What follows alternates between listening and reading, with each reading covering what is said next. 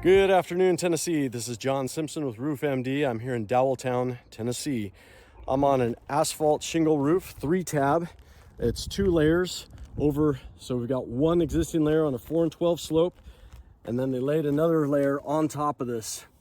The trouble with doing 2 layers on a roof is that the old shingles have nails protruding often, and those will come through your new layer. This roof is only about 3 to 4 years old.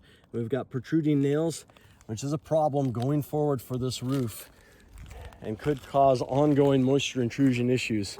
This was a quick overlay.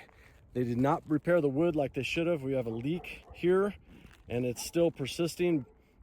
1, because there's rotten wood. 2, because the nails aren't holding and they're probably penetrating the underlayment. And 3, these guys didn't care. So who knows the quality of the work that went on under there. But the wood is bad. It would be a lot softer if we were wet. We've been unusually dry in Tennessee right now. This one's not particularly tight. I don't like seeing that. I don't like seeing avenues for water to infiltrate the system.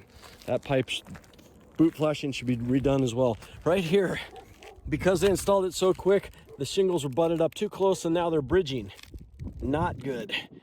And on a 3-tab asphalt shingle roof, your water intrusion is even greater because the previous layer only extends up to right about here. So if you don't have a good overlay, you're gonna have moisture coming in through here.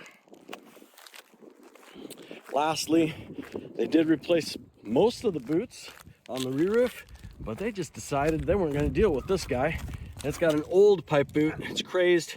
They used mastic on the sealant. Mastic does not flex, and this surface mast is flexible, so it needs a flexible sealant, usually with a fabric reinforcement. This will have to be demoed and removed, and a new flexible flashing installed properly. This has been John Simpson with Roof MD here in Dowell, Tennessee.